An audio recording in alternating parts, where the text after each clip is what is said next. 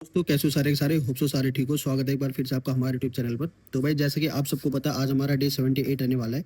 जिन सबको नहीं पता उन सबको पहले बता दो भाई, जो हम एसएससी स्टेनो के स्टूडेंट्स हैं, खासकर जो हमारे स्टेनो की प्रिपरेशन करते हैं, not only for SSC, it's for all competitive exams like DSS भी, ठीक है, जो हमारा कोर्ट्स के एग्जाम हो गए, इन सब के लिए जो हमारी इंग्लिश, रीजनिंग और जीएस से रिलेटेड हमारे जो इंपॉर्टेंट टॉपिक्स है हम उसको कवर करते हैं और कोशिश करते हैं कि हम इस साल एक पोस्ट जरूर लेके जाए।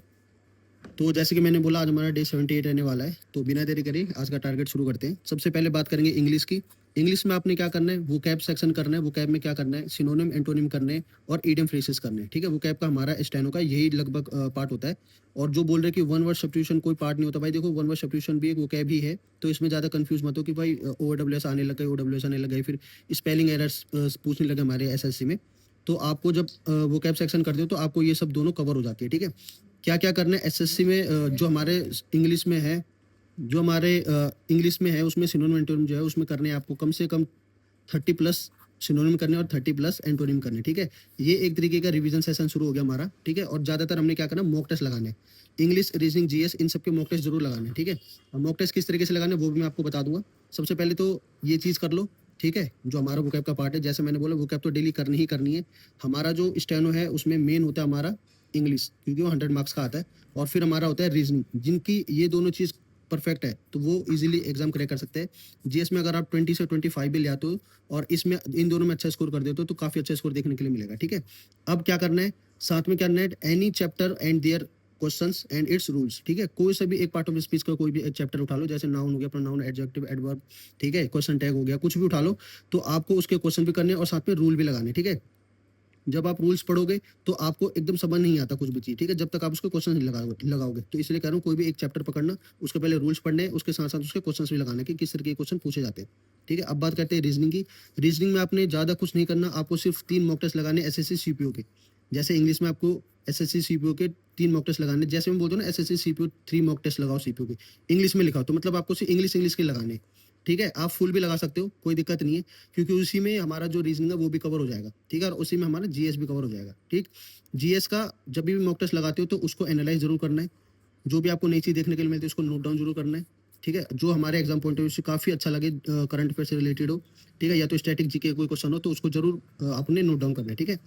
रीजनिंग में सिर्फ क्या ध्यान रखना आपको, जब भी आप कोई भी मॉक टेस्ट लगाते हो तो आपको ये ध्यान रखना है कि कितने टाइम में आप कितना मॉक टेस्ट, मतलब कितने क्वेश्चंस अटेम्प्ट कर रहे हो और कितने सही कर रहे हो, ठीक है। इसमें मेन होती है एक्यूरेसी और स्पीड। अगर आपकी ये दोनों अच्छी है तो आपके रीजनिंग में काफ़ी अच्छा स्कोर आ जाएगा। देखो ये रीजनिंग ही ऐसा है जिसमें आपके 50 आउट ऑफ 50 आ सकते हैं। बस इसमें क्या चाहिए, आपका माइंड एकदम प्रॉपर ओपन होना चाहिए कि हाँ भाई जब कोई क्वेश्चन लगा रहे हो तो उसको 100% सॉल्व करना है। एक चीज़ और बोलूँ मैं, जब भी आप रीजनिंग लगाते हो तो लेंथी जो क्वेश्चंस होते हैं उनको लास्ट में क्या करो, जिसमें टाइम कंज्यूमिंग होता है जो क्वेश्चन, जैसे कि आप बोल सकते हो कि फाइंडिंग नंबर, क्योंकि उसमें ट्रिक्स फॉलो होती है, तो एकदम माइंड में ट्रिगर नहीं करती वो। बाय द वे अगर कर जाती है तो बहुत बढ़िया, अगर नहीं करती तो पहले जो हमारी थ्योरेटिकल क्वेश्चंस होते हैं उनको पूरा करो, ठीक है। सिलोगिज्म में क्वेश्चन हो गए, कैलेंडर क्वेश्चन हो गए, क्योंकि उसको पता है कि वो आपका 100% सही ही होगा, ठीक है। तो रीजनिंग में इस तरीके से करना होता है, ठीक। अब बात करते हैं जीएस की। जीएस में आपने सिर्फ आज करंट अफेयर से रिलेटेड टॉपिक्स करने हैं, जैसे कि हमारे इंपॉर्टेंट गवर्नमेंट स्कीम्स हो गई 2025 और 26 की, साथ में ऑल रैंक्स एंड इंडेक्सेस हो गए, ये सारे इंपॉर्टेंट है, ठीक है। इसी में से हमारे एसएससी स्टेनो में क्वेश्चन देखने के लिए मिलते हैं, इसीलिए मैंने आपको सेपरेट टॉपिक दे रखे, ठीक है। और साथ में क्या करना है, टेनिस टूर्नामेंट करना है 2025 और 26 के। और साथ में क्या करना है, रिवाइज करना है जनवरी से मार्च तक करंट अफेयर जितने भी है।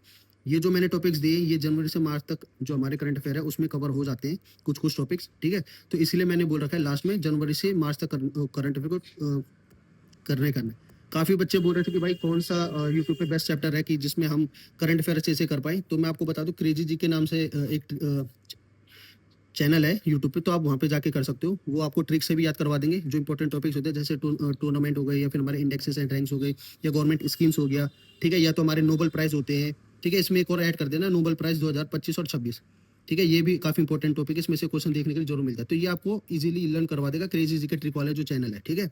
अगर आपको डिटेल में पढ़ना है तो गौरव सर नाम से है, वो डेली मॉर्निंग में क्लासेस देते हैं। वैसे तो मैं बोलता हूँ कि अवॉइड करो डेली क्लासेस, बट इनकी जो मंथली सीरीज चलती है आप उसको देख सकते हो, वो काफ़ी इंपॉर्टेंट क्वेश्चंस होते हैं एग्जाम पॉइंट ऑफ व्यू से, ठीक है।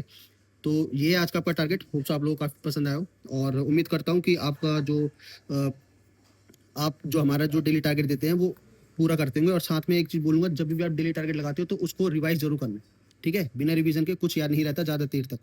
तो स्टूडेंट लाइफ में सबसे मेन यही होता है, मैं हर वीडियोज़ में बोलता हूँ, ठीक है? तो ये आज का आपका टारगेट, तो अच्छे से करना। All the best.